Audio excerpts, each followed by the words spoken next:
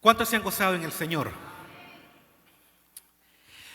Voy a empezar el servicio de esta mañana con una parábola, no una parábola que encontramos en la palabra.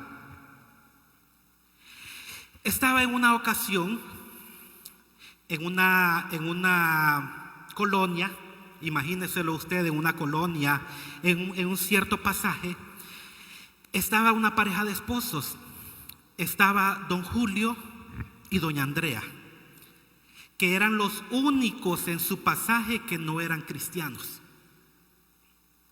Y estaban meditando, se habían sentado a la puerta de su casa y estaban pensando, analizando la vida de todos los demás en el pasaje que sí eran cristianos.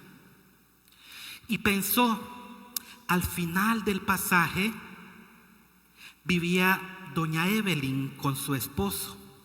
Y digo vivía porque hace 2 semanas la enterraron. Porque después de haber estado padeciendo durante 5 años de cáncer, después de haber estado pasando el proceso de quimioterapias y de medicamentos, no logró vencerlo y falleció. Y pensaba don Julio, ¿por qué le pasó eso si ellos eran cristianos? Y ve hacia el otro lado y ve también y piensa, doña Claudia está en el hospital porque se acaba de casar, tiene poco de haberse casado, pero está en el hospital porque perdió a su bebé. ¿Por qué le pasó eso si eran cristianos? Enfrente de ellos vive doña Patricia, pero doña Patricia, el esposo la acaba de dejar. Y doña Patricia era una servidora, una creyente, y estaba constantemente en la iglesia. ¿Y por qué le pasó eso si ella era cristiana? Y ve hacia el otro lado y piensa, allí vive don Pablo, que don Pablo al final del año lo diagnosticaron con diabetes. Y el mes pasado perdió su trabajo. ¿Por qué le pasó eso si eran cristianos? Y piensa don Julio, todos ellos venían a evangelizarme.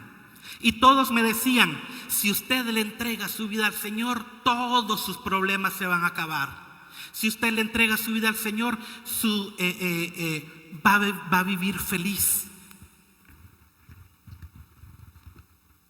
Cada una de esas familias, pensaba don Julio, venían a compartirme la palabra y me decían que todos mis problemas se iban a acabar si yo me hacía cristiano.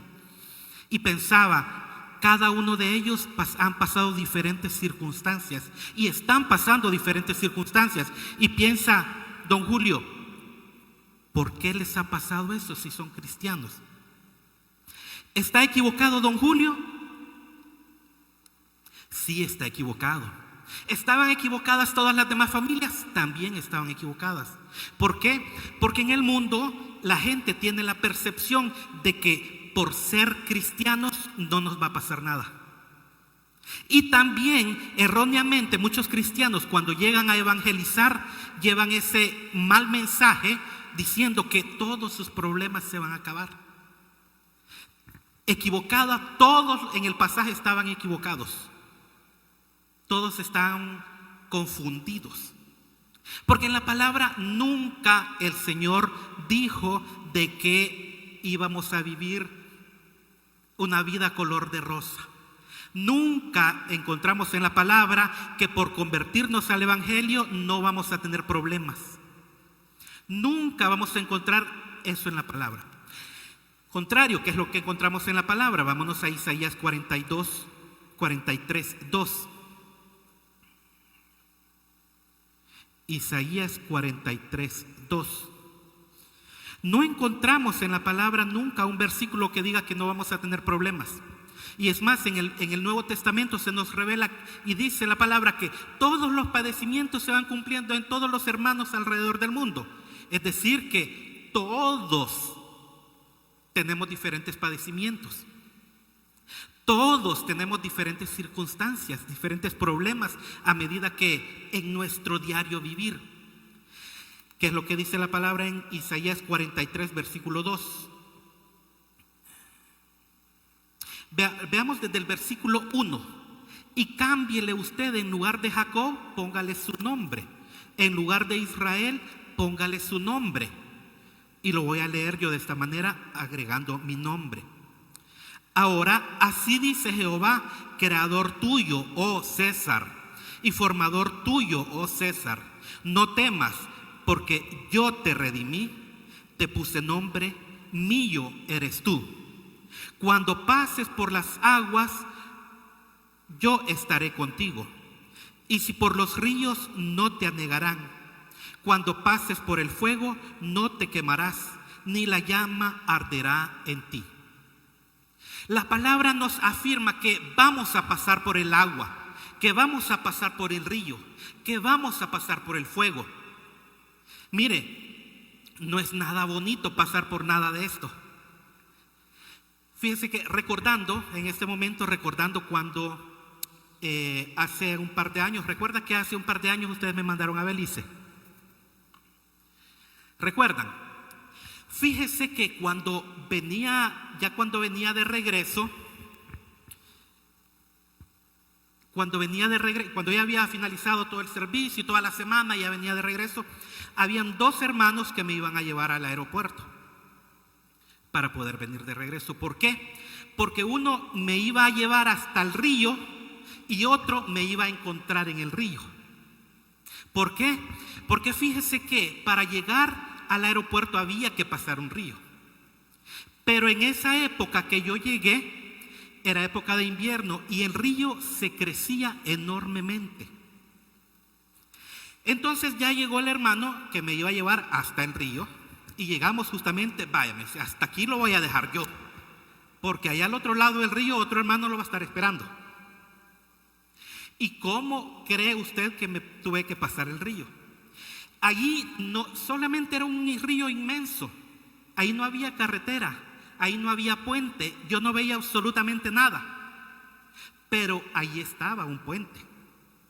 Pero era tan grande el río que lo cubría, no había por dónde pasar. ¿Sabe qué es lo que había a la orilla del río?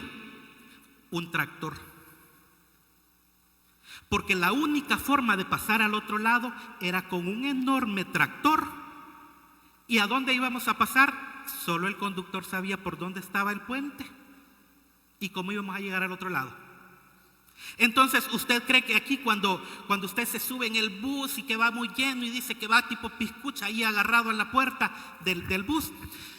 Pues imagíneme, de esa manera iba yo en el tractor, agarrado de un lado y con la maleta en la otra, y viendo que nos íbamos adentrando en el río, pero yo nunca vi la carretera.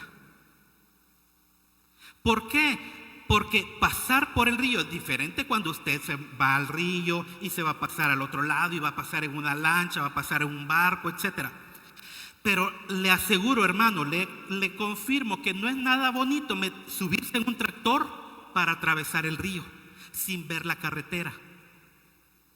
Pasamos todo el río hasta llegar al otro lado, eran bastantes metros, eran como unos 30 metros.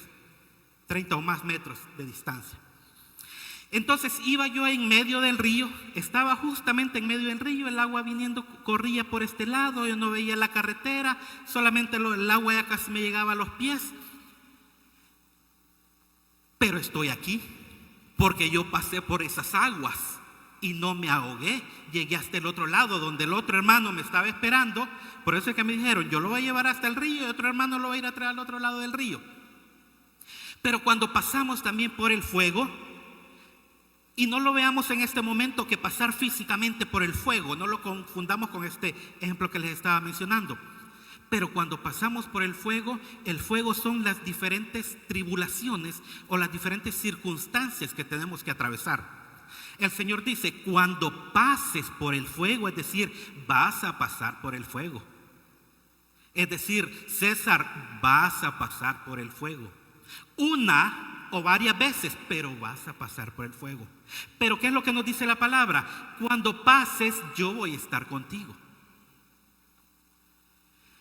Pero a veces cuando llegan las dificultades a nuestras vidas, Cuando llega la enfermedad, cuando llega la escasez, cuando llega el desempleo, cuando llega cualquier tipo de problemas que tengamos. Imagínese usted sus problemas en la colonia, en el trabajo, en la escuela, en la universidad, en cualquier lugar donde usted se mueva. Siempre cuando llegan diferentes problemas a nuestra vida, ¿qué es lo que la mayoría de veces decimos? ¿Por qué a mí, Señor? Y ese es el tema de esta predicación. ¿Por qué a mí, Señor? Porque nosotros nos evaluamos a nosotros mismos y decimos, no, si yo soy bueno, si yo no le hago nada malo a nadie, ¿por qué me está pasando esto? No, si es que si yo me porto bien en el trabajo, ¿por qué me pasa esto? No, si es que yo soy un buen vecino, ¿por qué me pasa esto? Siempre cuando nos pasa algún problema decimos, y no estamos preparados para ese problema, decimos, ¿por qué a mí, Señor? ¿Por qué vienen a mí estos problemas? ¿Por qué a mí esta enfermedad? Que probablemente los médicos puedan decir que es una enfermedad de muerte. Y usted pueda decir, ¿por qué a mí, Señor? ¿Qué es lo que yo he hecho? ¿Cuántos en algún momento le han preguntado eso al Señor? ¿Alguien le ha preguntado al Señor? ¿Por qué a mí? Porque nosotros pensamos que todo lo estamos haciendo bien. Porque nosotros pensamos que somos buenos. Cuando pasamos en diferentes problemas y viene uno y otro ataque, llega al punto, no sé si a usted le ha pasado, llega al punto en que usted dice, yo ya no aguanto más. ¿Y cuál es la reacción del cuerpo cuando usted empieza a enfrentar problemas? ¿Qué le sucede a una persona cuando fallece un familiar? ¿Qué es lo que le sucede a una persona cuando queda desempleado? ¿Qué es lo que le sucede a alguna persona? ¿Cuál es la reacción del cuerpo? La primera reacción del cuerpo es llorar. ¿Se ha dado cuenta? Pero fíjese que estaba buscando yo qué es lo que nos sucede cuando lloramos. ¿Sabe que es saludable llorar? Es saludable llorar cuando estamos pasando por algún problema. Déjeme buscar que se me perdió el llanto. ¿Qué es lo que le sucede al cuerpo cuando lloramos por algún problema?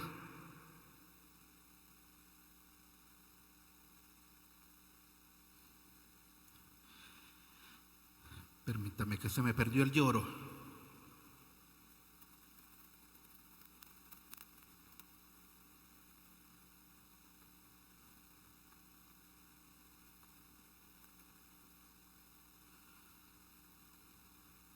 Cuando pasamos por un problema y la primera reacción del cuerpo es llorar, pero científicamente es saludable que usted llore. ¿Por qué? Porque al llorar se liberan hormonas que hacen que usted vuelva a un estado de relajación. Cuando usted está enfrentando algún problema y no haya qué hacer y está desesperado, mire, le recomiendo, hermano, llore. No pasa nada con que llore. No pasa nada con que usted llore, aunque sea hombre, porque a veces tenemos la percepción de que no, los hombres no lloran, ¿verdad? ¿Verdad, hombres? Ustedes no lloran, ¿verdad? Porque un hombre no llora. Y más cuando pensamos, no, y por un problema está llorando. Pero le recomiendo que científicamente es saludable que usted llore para desahogarse, porque cuando una persona no llora, acumula demasiado estrés y eso puede repercutir en otras implicaciones de salud. Entonces es importante que usted llore y es saludable. Volvamos.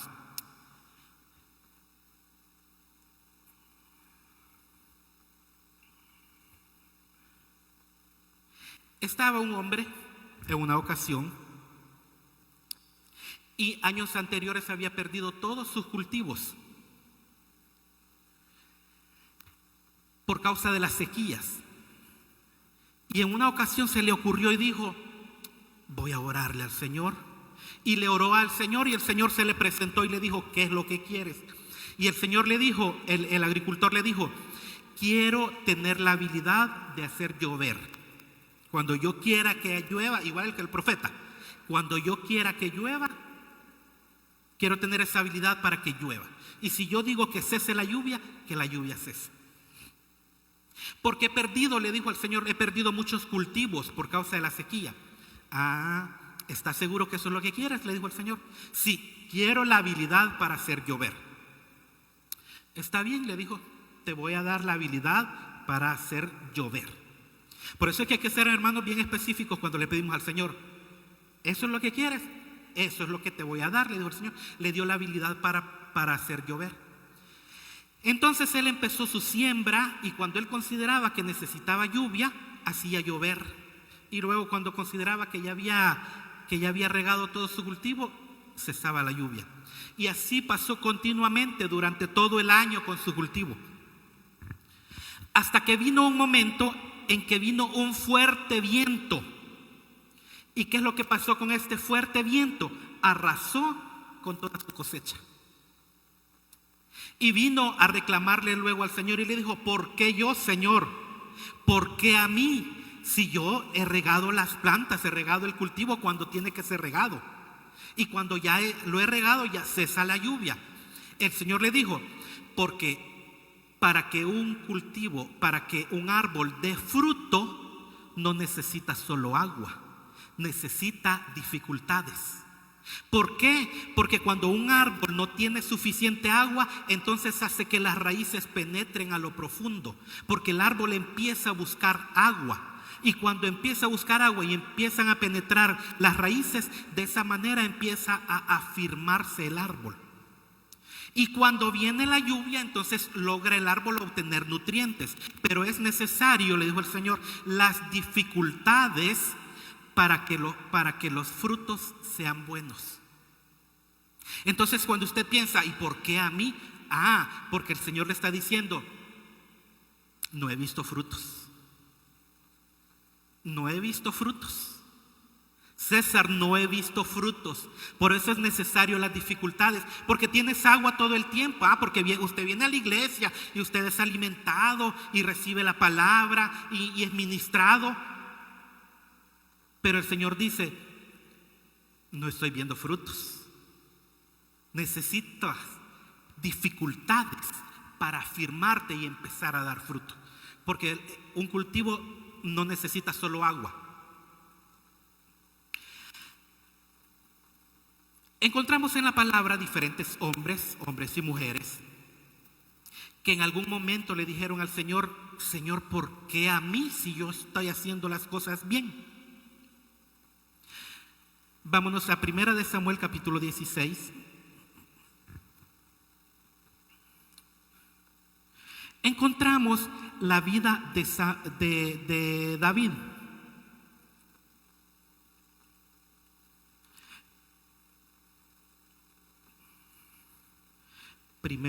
Primer libro de Samuel, capítulo 16, desde el versículo 11.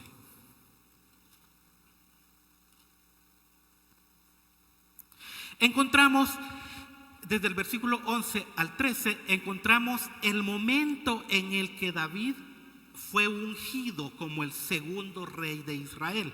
Porque recordemos la historia, que ya había sido ungido el primer rey de Israel, Saúl.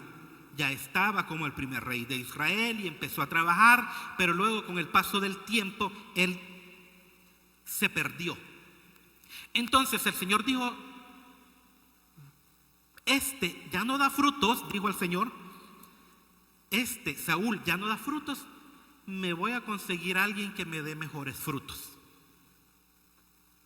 El Señor no se quedó paralizado pensando: Saúl es el que yo ungí como rey, ¿y ahora qué voy a hacer? No. Encontramos desde el versículo 11 que vino Samuel a la casa de Isaí. Entonces dijo Samuel a Isaí, cuando Isaí ya le había presentado,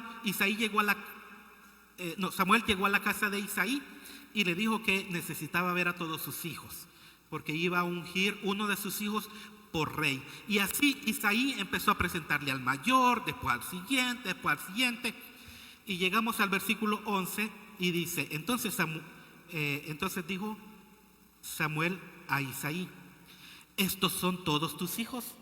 Y él respondió, queda uno, el menor, que apacienta las ovejas. Y dijo Samuel a Isaí, envía por él, porque no nos sentaremos a la mesa hasta que él venga aquí. Envió pues por él y le hizo entrar. Y era rubio, hermoso de ojos y de buen parecer. Entonces Jehová dijo, levántate y úngelo, porque este es.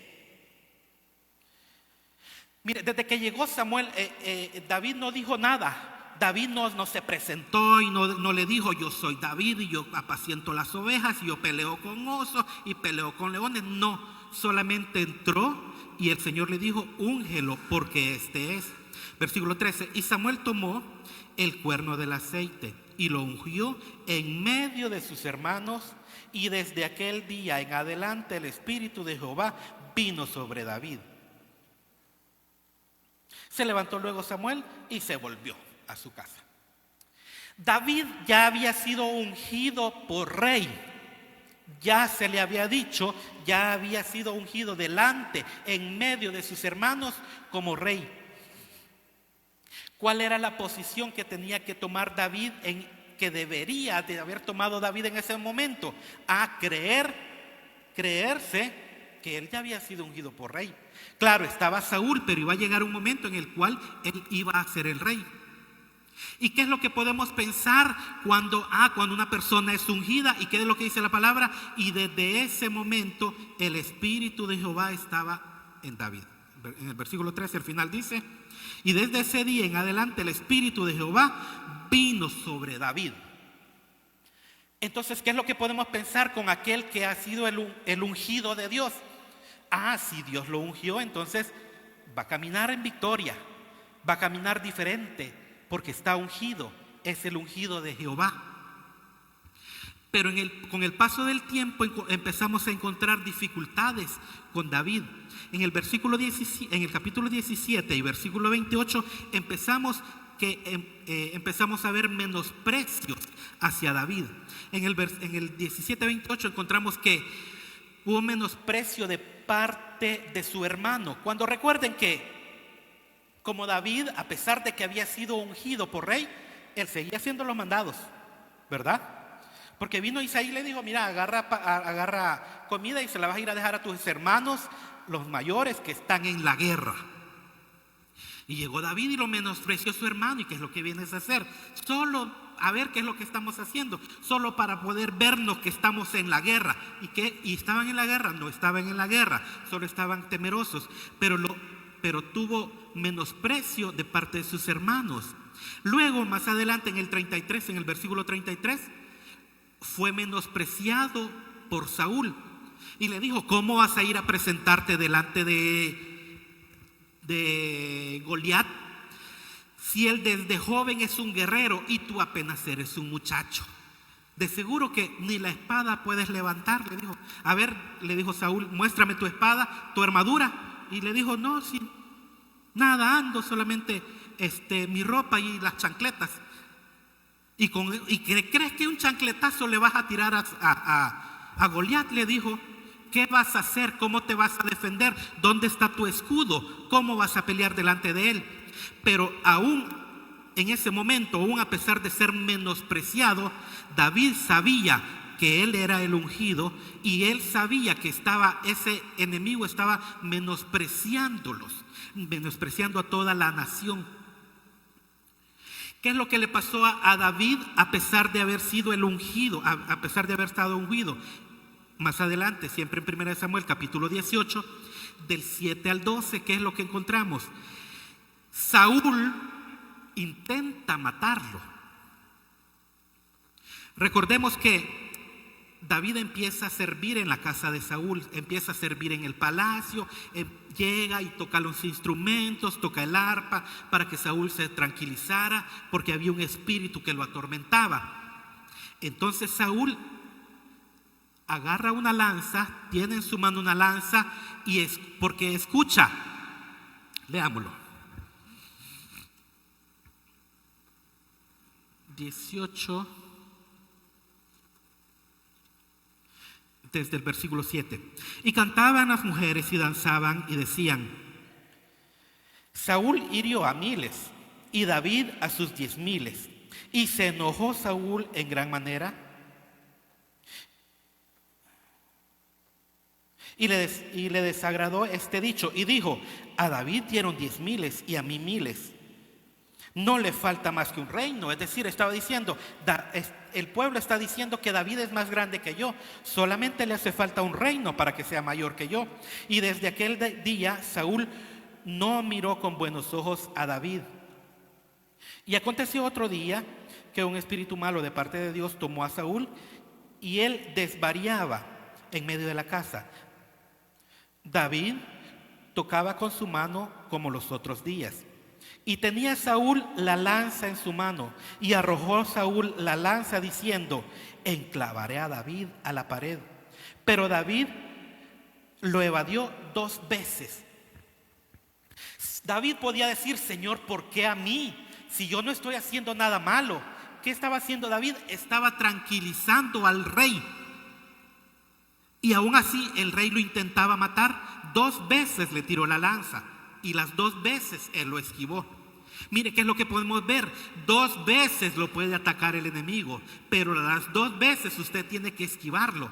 Usted tiene que ser ágil con el Señor, con el enemigo. Cuando Satanás vino a tentar al Señor Jesús cuando estaba en el desierto, él fue listo y le dijo, Satanás le dijo: convierte esas piedras en pan, pues. ¿Y qué es lo que hizo el Señor Jesús? Él estuvo atento para luchar. Él estuvo atento para defenderse. Él estuvo atento para esquivarse los ataques del enemigo.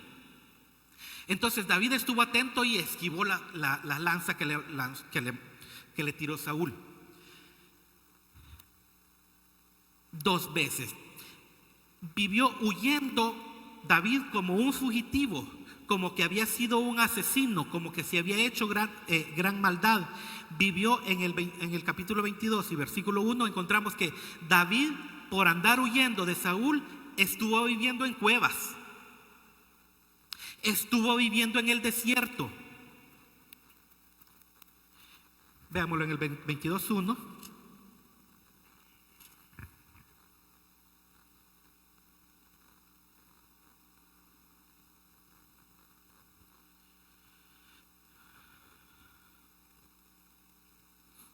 No es este, hermano. Vamos a ver.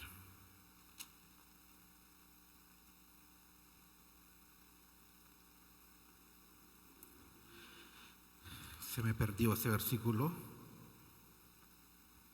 Así. 22:1. Yéndose luego David de allí, huyó a la cueva de Adulán. Y cuando sus hermanos y toda la casa de su padre lo supieron, vinieron allí a él. ¿Por qué? Porque él estaba viviendo en una cueva. Él estaba en la cueva de Adulán, allí estaba viviendo. Usted puede decir: no, hermano, viera que yo no voy a la iglesia porque viera que yo vivo bien lejos y me cuesta llegar. Pero usted vive en una cueva. ¿Quién vive en una cueva? Usted a veces uno puede decir: no, pero es que en esta cueva donde yo vivo, pero creería, y si me equivoco después usted me corrige, pero creería que nadie de los que estamos aquí viven en alguna cueva. Creo, pero si me equivoco usted dígamelo, hermano, usted está equivocado, usted no sabe dónde yo vivo. Si estoy equivocado me lo dice. ¿Qué es lo que pasó con David? También fue traicionado por los de Keila en el capítulo 23, versículo 9. Desde el versículo 9, David le estaba preguntando al Señor: mas entendió David que Saúl ideaba el mal contra él. Dijo a Abiatar, sacerdote: traed el efod. Y dijo David: Jehová, Dios de Israel, tu siervo tiene entendido que Saúl trata de venir contra Keila y destruir la ciudad por causa mía. Entonces le pregunta a David en el versículo 11: ¿me entregarán los vecinos de Keila en sus manos, en las manos de Saúl? ¿Descenderá Saúl como ha oído tu siervo? Jehová, Dios de Israel, te ruego que que lo declares a tu siervo. Y Jehová dijo: sí, descenderá. Dijo luego David: me entregarán los vecinos de Keila a mí y a mis hombres en manos de Saúl. Y Jehová le respondió: los entregarán. Los de Keila, que eran sus vecinos, donde él estaba refugiado, pero todos ellos sabían que allí estaba escondido. Pero le iban a entregar. Cuando Saúl llegara preguntando por David, los de Keila iban a decir: ahí está David. Lo iban a entregar. Entonces fue traicionado por los de Keila, vivió en el desierto, moró hasta aún con los filisteos, tuvo que vivir David. ¿Y quiénes eran los filisteos? Los filisteos eran la nación enemiga de Israel. Pero aún así él tuvo que vivir con los enemigos para poder proteger su vida. Él tuvo que vivir en medio de aquellos que procuraban su muerte, pero en ese momento logró mantenerse y aún vivió con sus enemigos. Todo esto era para que David preguntara: ¿y qué pasó, Señor? ¿No me ungiste por rey? ¿Y cómo es que me ungiste por rey y yo estoy siendo perseguido? ¿Cómo es que he sido yo ungido y están buscando mi muerte? Y vemos en 2 de Samuel capítulo 5 del 3 al 4 que todo esto que le aconteció a David le aconteció antes de que cumpliera 30 años. Es decir, desde que él era un muchacho y fue ungido por rey, desde ese momento empezó la persecución para él. Pensemos desde que él era un muchacho que tenía, probablemente unos 16, 17 años, desde ese momento empezó la persecución para David, desde que era un joven. Y David a lo largo de toda su vida pudo haber pensado: no, es que Samuel se equivocó, ¿verdad? Samuel se equivocó porque vino a ungirme por rey, pero ¿cómo voy a ser yo rey si he andado más de 10 años vagando por el desierto, viviendo en cuevas, escondiéndome?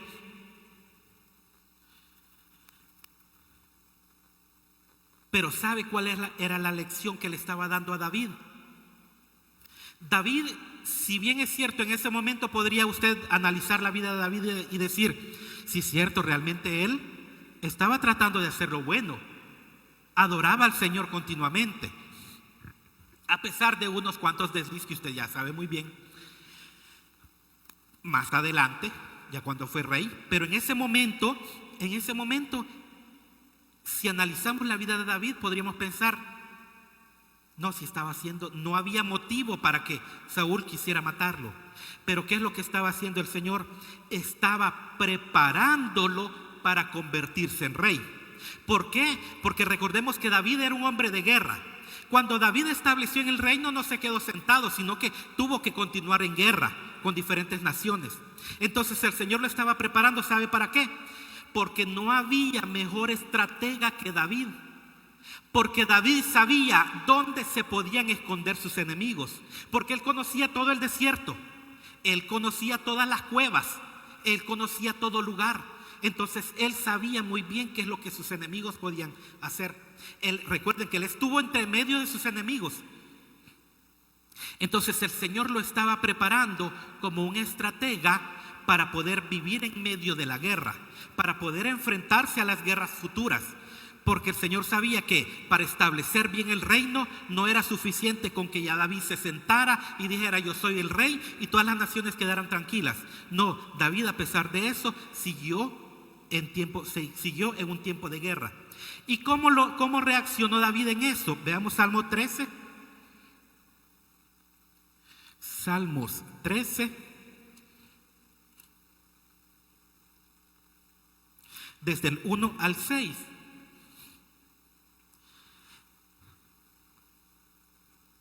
Encontrarán usted ahí que dice que esa es una plegaria pidiendo ayuda en la aflicción.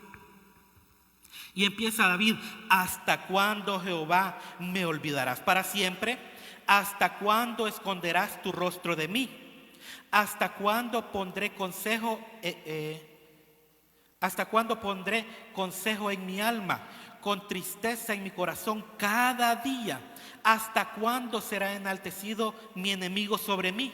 El Señor reclamaba: ¿por qué a mí, Señor? ¿Hasta cuándo voy a estar en este problema? ¿Hasta cuándo voy a estar en este sufrimiento? Y es correcto que usted le diga al Señor: ¿hasta cuándo, Señor, voy a estar con este problema? Versículo 3 dice: mira, respóndeme, oh Jehová, Dios mío, alumbra mis ojos para que no derrame la muerte, para que no diga mi enemigo: lo vencí. Mis enemigos se alegrarían si yo resbalara. Y aquí empieza, en el versículo 5 empieza a hablar sabiamente David. Dice: mas yo en tu misericordia he confiado, mi corazón se alegrará en tu salvación. Cantaré, oh Jehová, porque me has hecho bien. En medio del problema, David reconoció: a pesar de todos estos problemas, pero yo, Señor, en ti he confiado. Confío en la salvación que tú me das en medio de los problemas. ¿Cuál debería ser nuestra reacción cuando estamos en el fuego? A acercarnos más al Señor, adorar al Señor. ¿Por qué? Porque Él es digno. A pesar de su falta, Él es digno. A pesar de sus debilidades, Él es digno. A pesar de sus problemas, Él sigue siendo digno. Entonces el propósito o lo bueno que deberíamos de sacar es acercarnos más al Señor. No alejarnos por causa de los problemas, sino que venir al Dios de nuestra salvación. Encontramos otra persona. Encontramos a Elías, otro que dijo también, incluso Elías dijo: mejor quiero morirme. Primera de Reyes capítulo 17, desde el versículo 1, encontramos que el profeta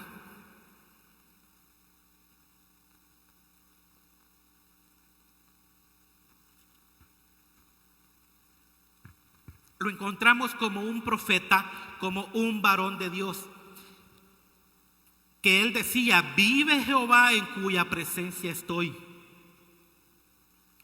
En el versículo 1, entonces Elías Tisbita, que era de los moradores de Galaad, dijo a Acab era el rey en ese entonces: vive Jehová, el Dios de Israel, en cuya presencia estoy, que no habrá lluvia ni rocío en estos años, sino por mi palabra.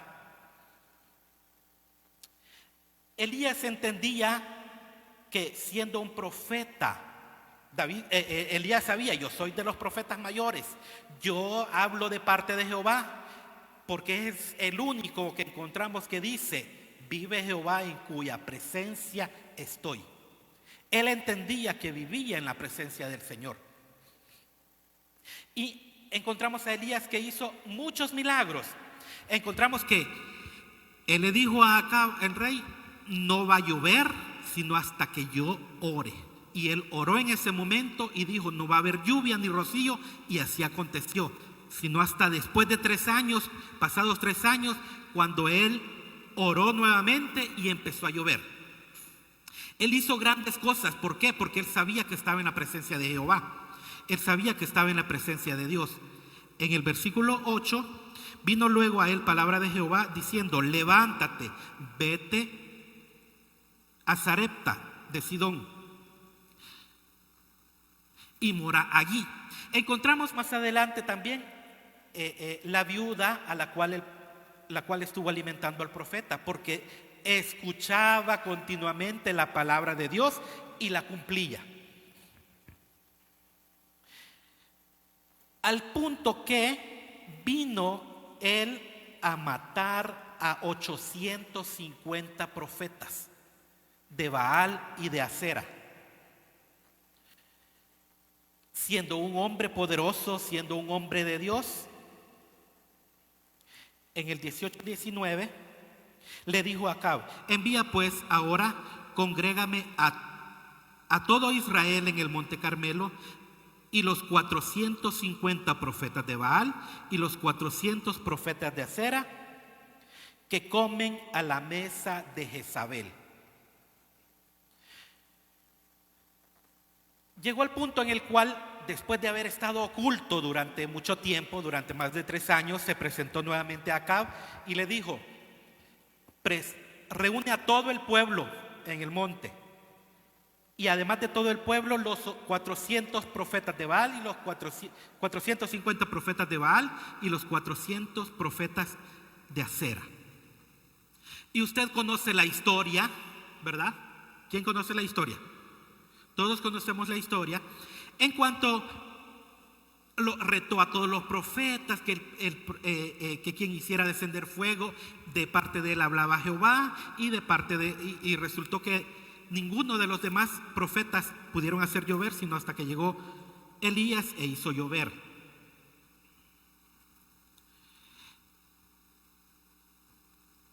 Luego encontramos en el 18:40.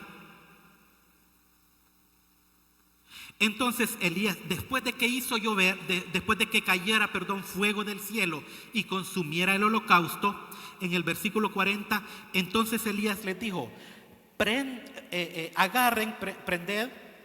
a los profetas de Baal para que no escape ninguno.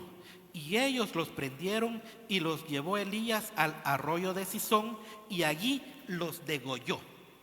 Después de haber matado 850 profetas, usted puede decir: después de que yo he estado en victoria, después de que he estado en esto, que he estado sirviendo, he estado escuchando la voz de Dios, después de que yo he traído un mensaje de parte de Dios a la congregación, he hecho muchas cosas. Pero ¿qué es lo que sucedió cuando llegó a esa noticia a Jezabel? Capítulo 19.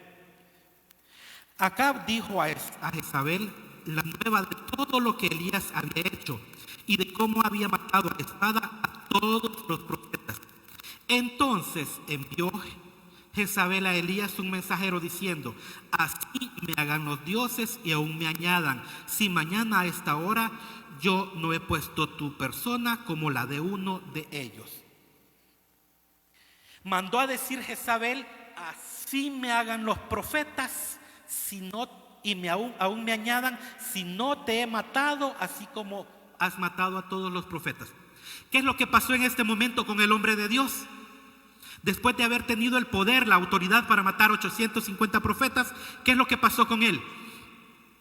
Tuvo miedo. ¿Y de qué tuvo miedo? De unas simples palabras. Tuvo miedo de una amenaza. Mire, no tuvo miedo para presentarse delante de 850 profetas. Pero cuando Jezabel le envía el mensaje: así te voy a hacer, Elías, y aún me añade el Señor, si no te he matado yo mañana a esta hora. Elías dijo, pegó la carrera y se fue a esconder. Se fue a esconder porque él así lo dispuso, esconderse por el temor que él tenía, esconderse por lo que le habían mandado a decir, porque el Señor en ningún momento le había dicho que se fuera a esconder. Él se escondió porque él tenía miedo. Diferente en el capítulo 17, cuando el Señor le dice, después de que le dijo a Acab que no iba a llover, le dijo, vete, el Señor le dijo, vete a la cueva y yo que está cerca del arroyo, y bebes del arroyo y yo voy a enviar cuervos para alimentarte. El Señor le dijo, vete a la cueva. Y cuando él tuvo miedo, ¿qué hizo? Se fue a una cueva. ¿Le había dicho al Señor que se fuera a esconder? No, porque a veces pensamos que lo que nos funcionó en el pasado nos va a funcionar otra vez. Porque él pensó, cuando yo oré para que no lloviera, me fui a esconder a la cueva y ahí estuve oculto durante mucho tiempo y no me pasó nada. Ahora que yo tengo miedo, voy a ir a esconderme a la cueva. Mire, hermano, si usted estuvo en un problema en el pasado y alguien le ayudó, no piense que el Señor lo va a hacer de la misma manera. ¿Por qué? Porque con cada problema Él lo hace de diferentes maneras. ¿Para qué? Para que usted no se enfoque. Aquel hermano me ayudó, voy a ir otra vez. No. Si la vez anterior el Señor usó al hermano para librarlo, no es de buscar al hermano que lo libre nuevamente, es de buscar a quien lo mandó donde el hermano para ser librado. ¿Qué es lo que estaba aconteciendo? ¿Qué es lo que cuando llegó el momento de la gran prueba? Eso yo lo denomino como la gran prueba de Elías para poder enfrentarse. En el caso de David, el Señor estaba cumpliendo un propósito, lo estaba desarrollando, lo estaba haciendo crecer, lo estaba haciendo que se convirtiera en un estratega. Pero en el caso de Elías, no era que Dios estaba poniendo todo eso para hacerlo crecer, sino que era esta hija del diablo que se levantó en contra del profeta para amenazarlo. Mire, si usted está en medio de un problema en su trabajo, si usted está en medio de un problema en su casa y hay una Jezabel que lo está amenazando, hay una Jezabel que le está diciendo que lo va a correr de esa colonia, hay una Jezabel que le está diciendo que lo va a matar, es el momento para que usted se ponga en pie delante de esa Jezabel y le diga ¿qué le dijo el profeta? No va a haber quien te entierre, te van a comer los perros por mala. Levántese delante de esa Jezabel que se ha puesto enfrente suyo y dígale con autoridad: no va a haber quien te entierre, te van a comer los perros por causa de tu maldad. ¿Por causa de qué? Por causa de que ella se levantó en contra del profeta, se levantó en contra del varón de Dios, se levantó en contra de aquel que representaba la autoridad de parte de Dios. Entonces no se vaya a esconder a la cueva. No se encueve, hermano. No se encueve en medio de los problemas. En medio de los problemas es para que usted salga como David, se pare firme, le hable claro a su problema y eche fuera a todo aquel demonio que quiera atormentarlo, toda aquella Jezabel que se levante hablando en contra suya, a toda aquella Jezabel que quiera matarlo. Cuando el profeta habló, la palabra se cumplió. ¿Qué pasó con Jezabel? No hubo quien la enterrara. ¿Por qué? Porque se la comieron los perros. Pero antes de llegar a eso, Elías dijo en el capítulo 19, cuando tenía temor, en el versículo 4, y él se fue al desierto un día de camino y vino y se sentó debajo de un enebro y deseando morir se dijo: basta ya, oh Jehová, quítame la vida, pues no soy yo mejor que mis padres. Al punto de la aflicción que dijo: yo no sé qué hacer, no hallo qué hacer. No hallo qué hacer con este problema.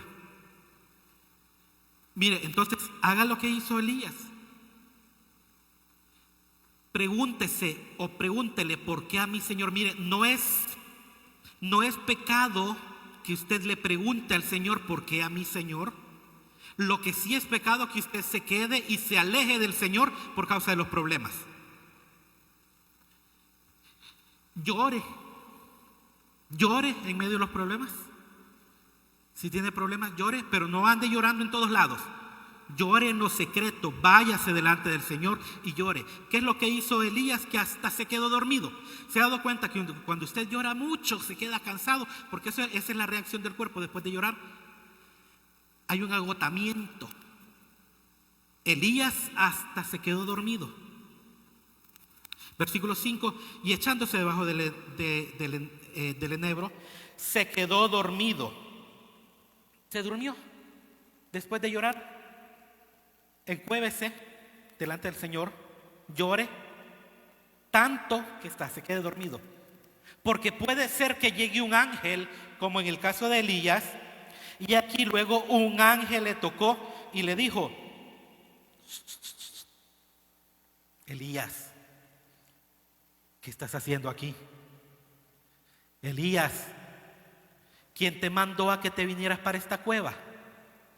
Elías, levántate. ¿Y qué es lo que sucedió? Y le dijo, levántate y come. Entonces él miró y aquí a la cabecera una torta cocida sobre las ascuas y una vasija de agua. Y comió y bebió y volvió a dormirse. Se volvió a dormir después de haber comido, pero vino y volvió el ángel de Jehová por segunda vez y lo tocó y le dijo, has hecho tantas cosas, has hecho tantos milagros, te has parado como un varón de Dios, has tenido miedo y te has escondido, pero papito, levántese porque un gran camino le espera. Esta prueba que ha pensado que es para muerte, esto es pasajero, esto ya pasó, esto ya acabó, levántese porque un largo camino le espera. Tanto que él caminó 40 días y 40 noches. ¿Por qué? Porque un problema no es la muerte. Pensamos a veces, no, es que de esta no salgo, de esta no me libro, hoy sí voy a morir. Pero le digo, hermano, levántese. Levántese, hermano, porque un largo camino aún le espera. Esa dificultad ya es cuestión del pasado. Eso ya pasó, eso ya terminó. Ahora es momento de que se levante, tome fuerzas en el Señor, porque un largo camino todavía hay que recorrer. No ha terminado la batalla, hermano. Todavía hay muchas que tenemos que ganar. Luego encontramos otro ejemplo en el caso de Moisés. Moisés, recordando la historia,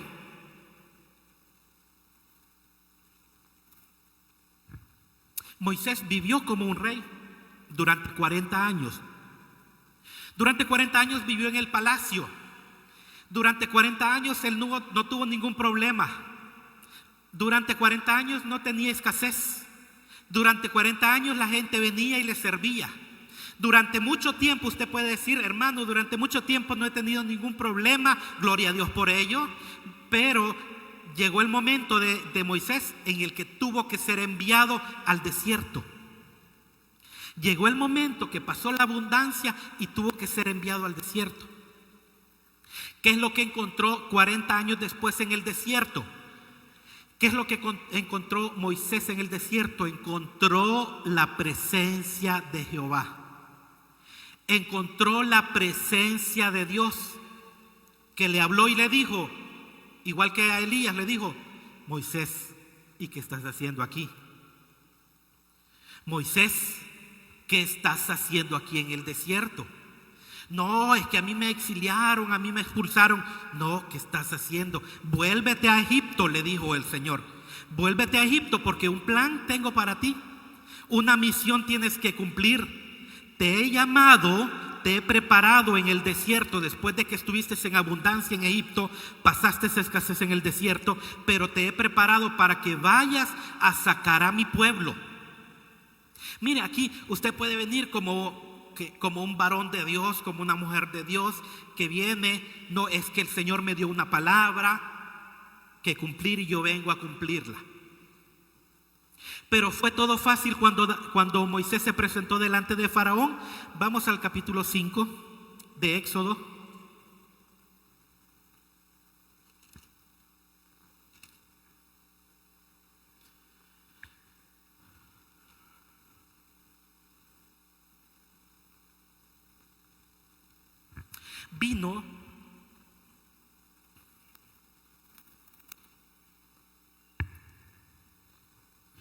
Vino primero en el capítulo 5, vino Moisés y Aarón, vinieron delante del Faraón y le dijeron, venimos de parte de Jehová y te ordenamos que dejes ir al pueblo para que vayamos a adorar al Señor en el desierto. Y el Faraón le dijo, ¿y quién es ese Jehová? Le explicaron, es Jehová, el Dios de los israelitas. Y vamos a ir a adorarle. Entonces el Faraón, desde el capítulo 5, les dice, porque están ociosos, porque están sin hacer nada, a pesar de que, recuerden que ellos estaban en esclavitud. Pero el faraón les dijo, por causa de estar ociosos, es que están pensando en irse para el desierto. ¿De dónde vienen esas ideas? ¿Qué es lo que quieren hacer? En el versículo 22, capítulo 5, entonces Moisés se volvió a Jehová y dijo, Señor, ¿por qué afliges a este pueblo? ¿Para qué me enviaste? ¿Para qué me enviaste aquí? Porque Moisés habla eso cuando ve en el versículo 19. Como el faraón dijo, estos vienen con un invento de que se quieren ir a alabar a Jehová. Más por ese invento, hoy no les vamos a dar paja para que hagan los ladrillos. Pero la cuota de ladrillos diarias nunca va a disminuir. Ellos hoy, por andar con inventos, vean cómo se rebuscan con la paja. Versículo 19. Entonces los capataces de los hijos de Israel se vieron en aflicción al decirles, no se disminuirá nada de vuestro ladrillo, de la tarea de cada día. Y encontraron a Moisés y a Aarón, que estaba a la vista de ellos cuando salían de la presencia de Faraón. Les dijeron, mire Jehová sobre vosotros y juzgue, pues nos han hecho abominables delante de Faraón y de sus siervos, poniéndoles la espada en la mano para que nos maten. Después de que Moisés y Aarón salieron de la presencia del Faraón, vinieron los capataces, los hijos de los israelitas, y se presentaron delante del Faraón, y el Faraón les dijo, con que quieren ir a la iglesia, ¿verdad?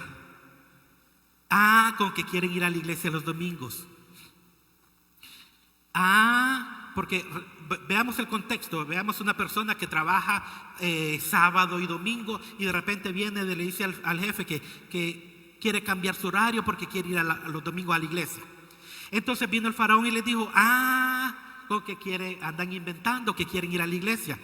Más por eso les dijo, la cuota se va a duplicar, van a mantener la misma cuota, pero no les voy a dar paja. Hoy vean ustedes cómo se rebuscan. Cuando salieron ellos, vieron a Aarón y a Moisés y a Aarón, y les aseguro que les hicieron una mirada que los querían matar. Después de que usted viene y dice, yo traigo una palabra de Jehová y van a ser librados. Y cuando los problemas continúan y cuando los problemas se acrecentan y vienen aquellos y lo ven así retadoramente como queriendo matarlos, porque ¿por qué has hecho eso con nosotros? En lugar de hacernos un bien, le dijeron, nos has hecho un mal. Y vino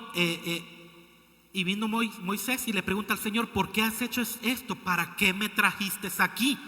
Señor, estaban mejor, porque mire, en ese momento ellos salieron de las llamas para caer en las brasas, ¿verdad? Porque si bien es cierto, eran esclavos, pero por causa de que Moisés llegó con esa idea de querer ir a adorar al Señor, entonces hoy les fue peor. Y con el paso del tiempo les iba peor y les iba peor. Pero en el versículo 23, ¿por qué haces esto con el pueblo? ¿Por qué me enviaste? Porque desde que yo vine a Faraón para hablarle de tu nombre, ha afligido a este pueblo, y tú no has librado a tu pueblo. Moisés pensó que iba a ser inmediato. A veces pensamos, no, ya tuve una palabra de parte del Señor que voy a ser librado de estos problemas y ya mañana, lunes, ya todo está solventado, ya no hay problema. ¿Por qué me enviaste si ha sido todo peor para este pueblo? Y Jehová le respondió a Moisés. Mire qué bueno cuando el Señor responde de esta manera. Y Jehová respondió a Moisés, ahora verás lo que yo haré con Faraón, porque con mano fuerte los dejará ir y con mano fuerte los echará de esta tierra. El Señor le dijo, sí, yo te mandé para que los libraras, pero no va a ser tan rápido, no va a ser tan fácil.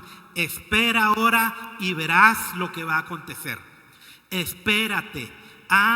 Sí, ya recibí una palabra de parte del Señor que que sus problemas se van a terminar, ya recibió una palabra de parte del Señor que ya va a tener un nuevo empleo, ya recibió una palabra de parte del Señor que ya va a conseguir una casa, ya recibió la palabra de parte del Señor que va a ser librado. Pero espérate, le dijo el Señor, espérate que ya lo verás. Y luego encontramos todas las plagas.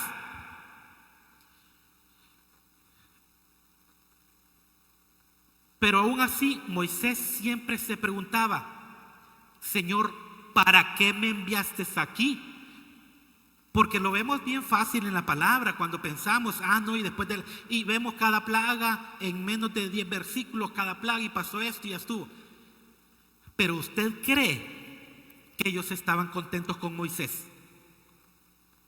¿Usted cree que ellos estaban contentos con todo lo que estaba sucediendo?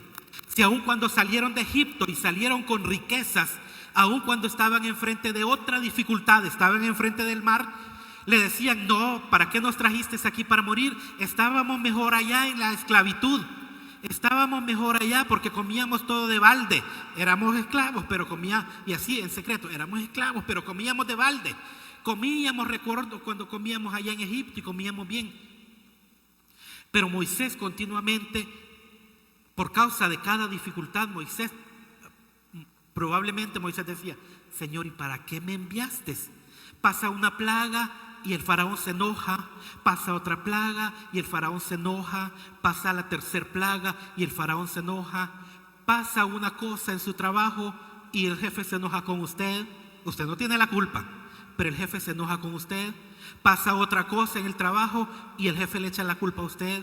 Pasa otra cosa, pero el Señor le dice: espérese lo que va a suceder con su jefe. El Señor le dice: espérate, ten paciencia. Encontramos muchos otros ejemplos, como el caso de Josué. En el caso de Josué, que de igual forma, veamos, recapitulemos. En el caso de David, el proceso era un proceso de crecimiento de parte del Señor. En el caso de Elías, era la Jezabel que se había levantado en contra de él.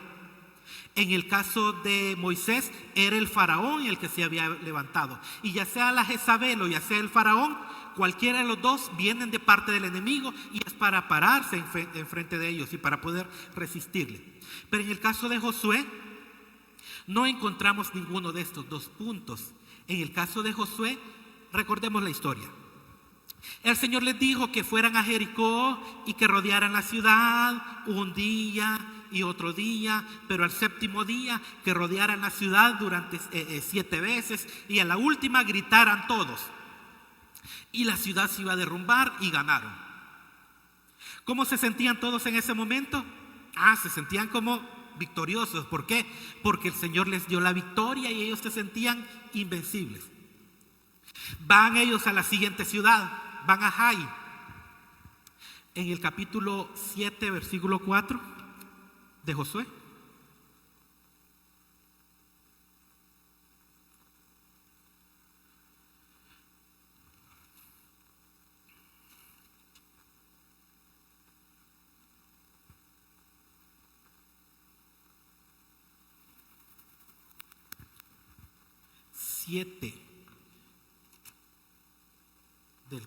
Desde el 4.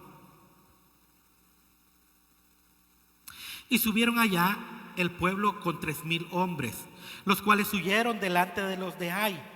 Y los de Jai mataron de ellos unos 36 hombres.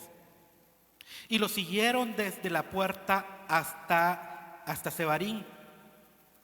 Y los derrotaron en la bajada. Por lo cual el corazón del pueblo desfalleció y vino a ser como el agua. Entonces Josué rompió sus vestidos y se postró a tierra sobre su rostro delante del arca de Jehová hasta caer la tarde, él y los ancianos de Israel, y echaron polvo sobre sus cabezas. Josué dijo: Ay, Señor Jehová, ¿por qué hiciste pasar a este pueblo del Jordán para entregarnos en manos de los amorreos, para que nos destruyan? Ojalá nos hubiéramos quedado al otro lado del Jordán. Ay, Señor, Josué dice: ay, Señor, ¿por qué, Señor? ¿Por qué a nosotros? ¿Por qué a mí? ¿Por qué nos hiciste traer del otro lado del río? Mejor nos hubiéramos quedado allá. Pero el Señor le revela. En este caso le revela, no es por Jezabel, no es por Faraón. El Señor le dice: porque hay pecado en el pueblo. Porque hay pecado en el pueblo que no lo deja avanzar a la victoria. Porque hay un pecado oculto en medio que no los deja avanzar. Versículo 20. Y Acab respondió a Josué diciendo: verdaderamente yo he pecado contra Jehová, el Dios de Israel, y así he hecho. Es decir, todo esto fue lo que yo hice, así he hecho. Pues vi entre los despojos un manto babilónico muy bueno, y 200 siclos de plata, y un lingote de oro de peso de 50 siclos, lo cual codicié y tomé, y aquí que está escondido debajo de la tierra, en medio de mi tienda, y el dinero debajo de ellos.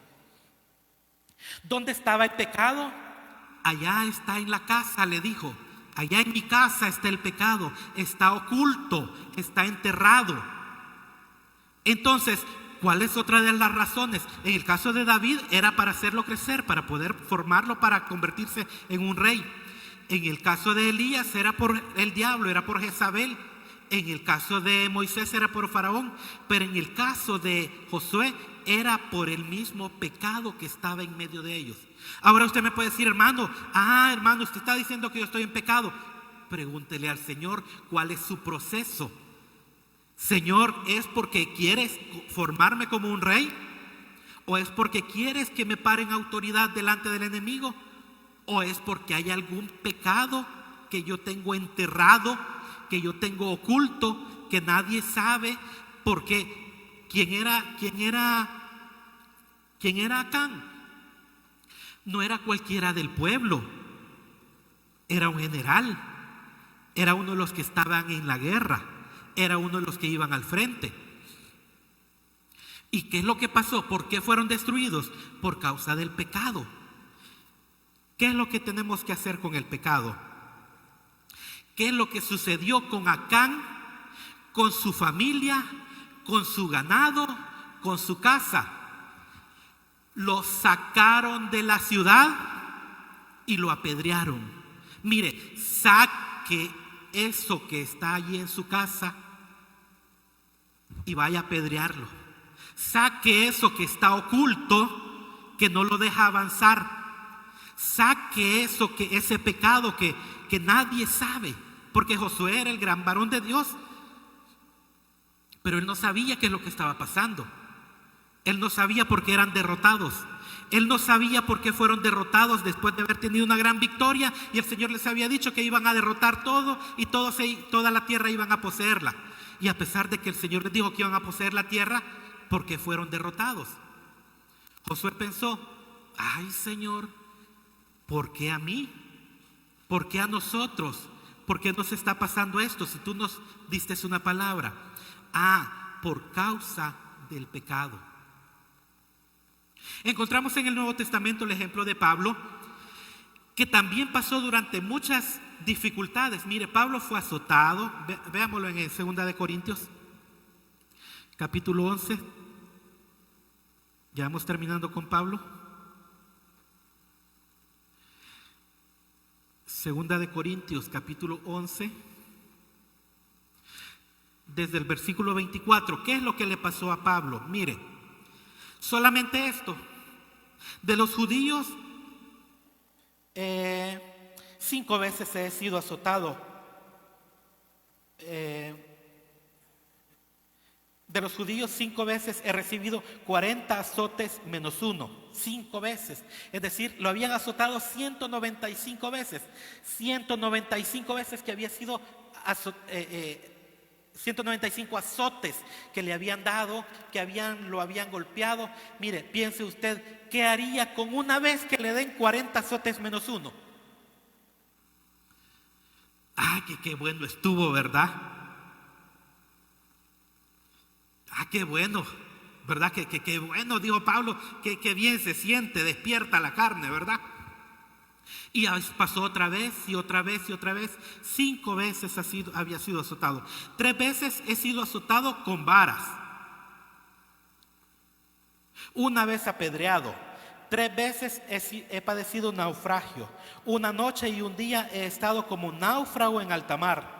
En camino muchas veces, en peligro de ríos, peligro de ladrones, peligro de los de mi nación, peligro de los gentiles, peligro en la ciudad, peligro en el desierto, peligro en el mar, peligro entre los falsos hermanos. En trabajo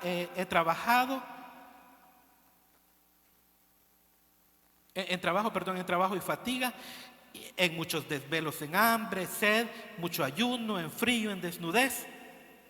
Mire, se compara usted con todo lo que Pablo pasó. Y aún así, ¿qué es lo que hizo? ¿Cuál era el propósito por el cual Pablo estaba pasando por todas esas dificultades?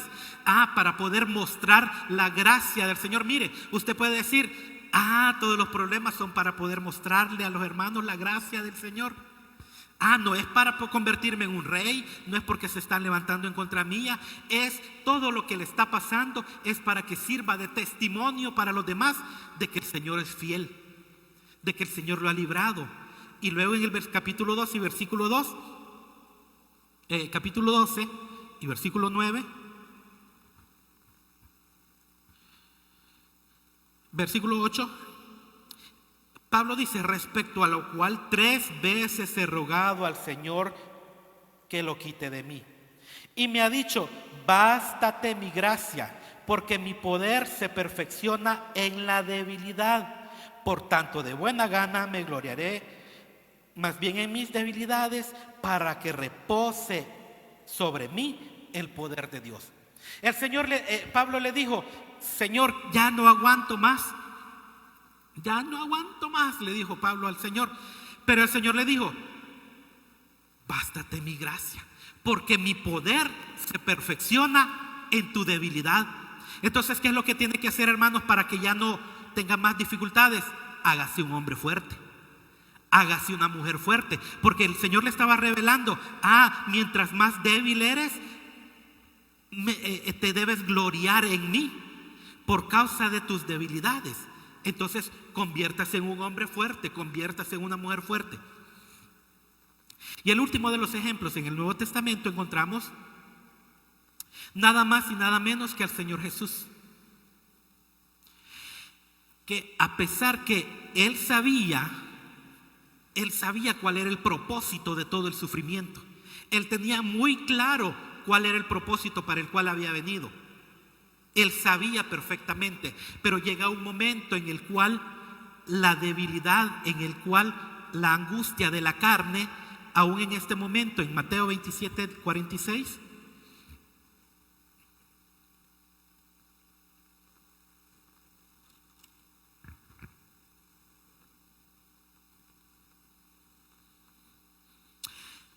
en el momento de estar en la cruz, también el Señor, a pesar de que sabía el propósito, decía: ¿por qué a mí? Dijo en el 46: cerca de la hora 9, Jesús exclamó a gran voz diciendo: Elí, Elí, lama sabactani. Esto es: Dios mío, ¿por qué me has desamparado? Dios mío, ¿por qué me has dejado? ¿Por qué estoy yo solo? ¿Por qué siento que nadie me está ayudando? ¿Por qué siento que yo he venido para morir por toda esta gente y nadie me ayuda? ¿Por qué he estado en este sufrimiento? Y a pesar de yo haber puesto mi vida, le dice al Señor: ¿por qué me has dejado? ¿Por qué me has desamparado? ¿Por qué estoy en medio de esta dificultad? ¿Por qué, Señor? ¿Por qué tengo que estar pasando esto? Si yo sé cuál es el propósito, pero aún así, ¿por qué tengo que estar pasando esto? Si el Señor era el más grande ejemplo que podemos considerar, que no había cometido ni un solo pecado, no había hecho nada malo, todo lo contrario, hacía lo bueno porque Dios estaba con él. Pero aún así, él tuvo que pasar esa dificultad y se sintió solo. al punto que le reclamó y le dijo, que gritó a gran voz y le dijo: Dios mío, ¿por qué me has dejado? Si usted siente que está solo, hermano, recuerde que el Señor ya experimentó esa soledad, sabe lo que siente, y por eso es que el Señor le dijo: no los dejaré solos, estaré con ustedes hasta el fin del mundo. Entonces tenemos que tener esa conciencia y preguntarle al Señor: ¿por qué estoy pasando por esto? Señor, ¿es porque quieres que dé fruto? Veníamos hablando justamente en el camino y me decía mi esposa: ¿por qué en esta época de verano es que florece el maquilismo y florecen esto y florece lo otro? Y venía pensando y le mencionaba esto, que es cierto. Mi esposa no me cree, pero es cierto. ¿Ha visto usted en el campo cuando hay algún árbol y la gente dice: como este árbol no da fruto, lo voy a cortar, y le empieza a dar algunos machetazos? ¿Recuerda? ¿Ha escuchado de eso? Para que dé fruto le tengo que dar algunos machetazos. ¿Por qué? Porque el árbol, cuando se siente amenazado y siente que lo van a cortar, lo obliga a que dé frutos. Eso es lo que hacen en los pueblos. Cuando un árbol no da fruto, le dan unos machetazos, y eso lo obliga a que dé los frutos. Hermano, dé frutos antes que le den los machetazos. Dé frutos, porque el Señor está esperando los frutos. El Señor está esperando, hermano, los frutos. Y si usted no está dando frutos, entonces hay que darle una sacudida. Y pregúntele al Señor: Señor, ¿por qué estoy pasando por esto? ¿Es porque yo no he dado frutos? ¿Es porque me estás preparando para convertirme en rey? ¿Es porque me estás preparando para enfrentarme a Jezabel? ¿Es porque me estás preparando para enfrentarme al faraón? ¿O es porque me estás utilizando como ejemplo para los hermanos, para dar testimonio de la grandeza del Señor en mi vida? Pregúntele al Señor: ¿Es mejor un corazón que le reclame al Señor a un corazón alejado del Señor? Amén. Padre Santo, te damos gracias por tu misericordia, te damos gracias por tu fidelidad, porque reconocemos que hasta aquí tú nos has ayudado, que hasta este momento tú has sido fiel y verdadero. Hasta este momento tú nos has sostenido, Señor, a pesar de las dificultades, a pesar de que nosotros hemos sido infieles, Señor, tú nos has ayudado, nos has fortalecido. Oramos, Señor, para que esta palabra produzca su fruto en nuestros corazones y podamos entender cuál es el propósito por el cual estamos pasando por estos problemas. Para glorificar tu nombre, para exaltarte a ti, Señor, para poder testificar delante de los hermanos de tus grandezas, de tus maravillas, para reconocer, Señor, que solo tú eres Dios en los cielos y Dios en la tierra. Amén. Y a ti es toda la honra y toda la gloria por siempre. Tú eres bueno, Rey, tú eres fiel, Padre. No hay nadie como tú, Señor. Aleluya.